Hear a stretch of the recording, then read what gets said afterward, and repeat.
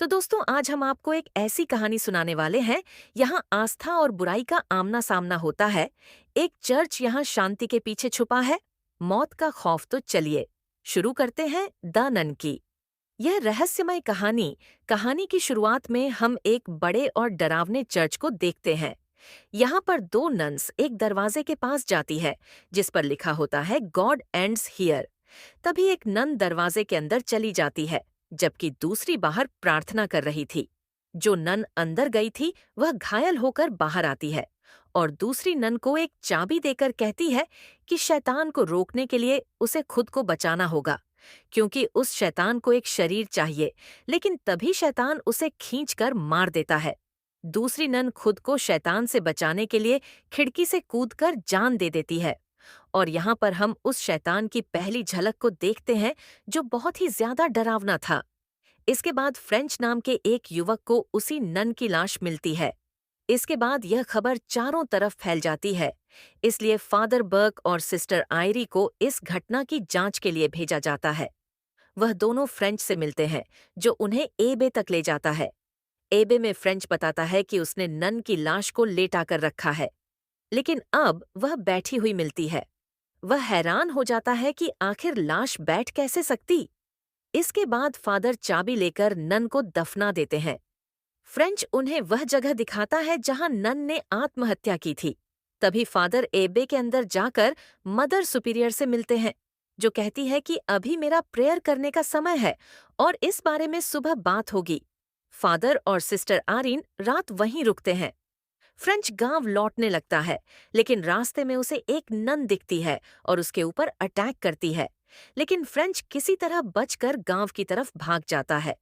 दूसरी तरफ फादर बर्क और सिस्टर बात कर रहे थे। फादर बर्क बताते हैं कि एक बार वह एक छोटे लड़के डैनियल पर एगस जम कर रहे थे, लेकिन डैनियल बुरी आत्मा के वश में था और इस दौरान उसकी मौत हो गई।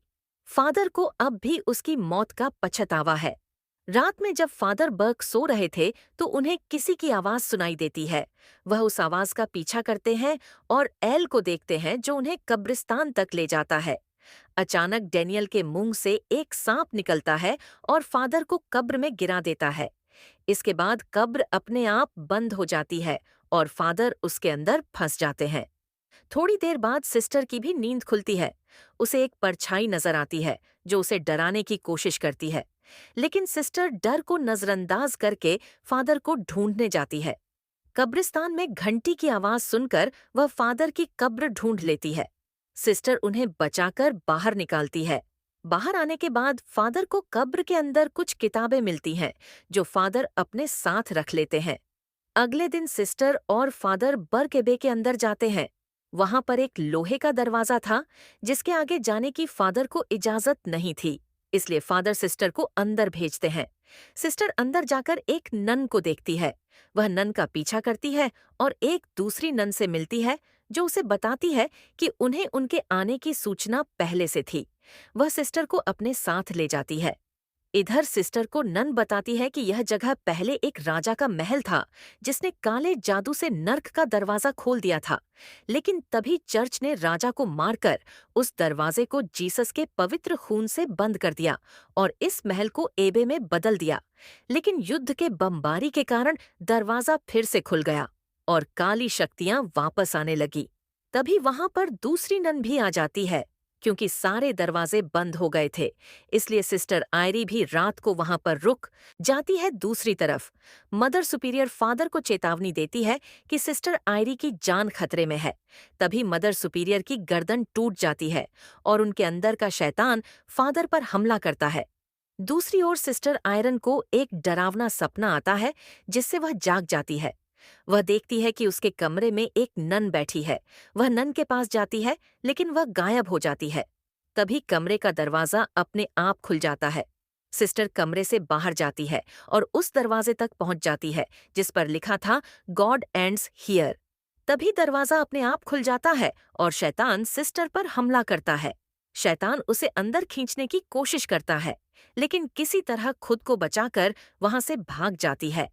तभी उसे वह नन मिलती है जो उसे बताती है कि अब वह शैतान बहुत पावरफुल हो गया है, इसलिए अब प्रेयर के जरिए ही हम सभी बच सकते हैं। जब सिस्टर प्रेयर हॉल में पहुंचती है तो उन्हें नन के साथ एक डेड बॉडी दिखाई देती है। जब वह उसका चेहरा देखती है तो हैरान हो जाती है, क्योंकि यह वही नन होती है जिससे उसने कुछ देर पहले ही बात की थी। बाकी नन्स जल्दी से गेट बंद कर प्रेयर करना शुरू कर देती है, लेकिन शैतान उन्हें डराने और रोकने की पूरी कोशिश करता है। सिस्टर प्रेयर करते समय घबराई हुई थी, तभी डीम उसकी बॉडी पर एक स्टार बना देता है। इसी बीच सिस्टर को फादर की आवाज सुनाई देती है। फादर के साथ फ्रेंच भी होता है। सिस्टर फादर को बताती है कि सभी नन्स मिलकर प्रेयर कर रही थी, लेकिन फादर कहते हैं कि उन्हें कोई भी नन नजर नहीं आ रही। सिस्टर जब पीछे देखती है तो वहां पर सचमुच कोई नहीं होता। वह यह देखकर हैरान रह जाती है। सिस्टर आरीन समझ जाती है कि एबे में कोई भी जिंदा नहीं है। जिन नन्स को वह देख रही थी, असल में उनकी मदद करने वाले विजन थे। तभी डेड बॉडी अचानक फादर पर हमला कर देती है। फादर उस पर क्रॉस लगाते हैं जिससे उसकी बॉडी जलने लगती है। इसके बाद सिस्टर फादर को बताती है कि नन ने आत्महत्या नहीं की थी, बल्कि खुद का बलिदान दिया था ताकि डीम उनकी बॉडी पर कब्जा न कर सके। सिस्टर आयरी कहती है कि उन्हें अब जीसस के पवित्र खून को ढूंढना होगा ताकि नर्क के रास्ते को बंद किया जाए। वह नन बनने की शपथ लेती है और फिर फादर और फ्रेंड्स के साथ तहखाने में जाती है।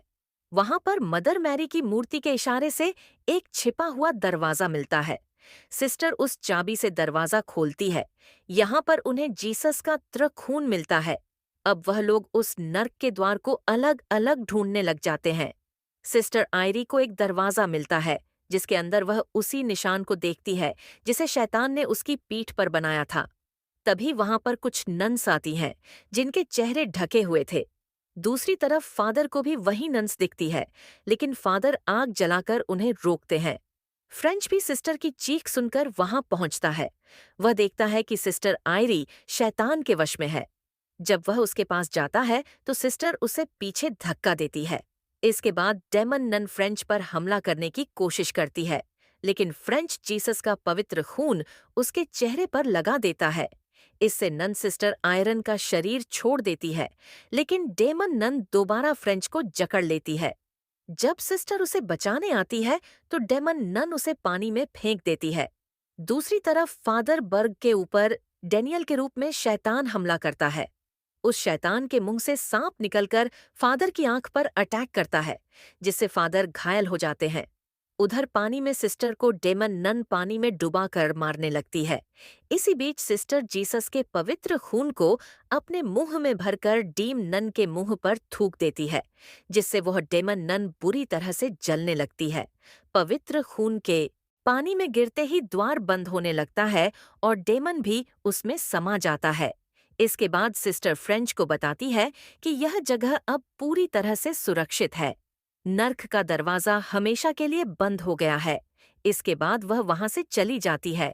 लेकिन लास्ट में हम देखते हैं कि फ्रेंच की गर्दन पर एक उल्टे क्रॉस का निशान बना हुआ है, जिसका मतलब है कि शैतान अब फ्रेंच के अंदर था। और इसी के साथ यह मूवी यहाँ पर समाप्त हो जाती है। सो डर और बुराई से भागने के बजाय उसका सामना करें, अपने विश्वास को मजबूत रखें और मिलजुल कर हर समस्या का हल निकालें। जीवन में मिलने वाले संकेतों और अनुभवों को समझकर सही निर्णय लेना चाहिए। बुराई कितनी भी ताकतवर क्यों ना हो, अच्छाई और सच्चाई ही इंसान को अंत में जीत दिलाती है। शुक्रिया।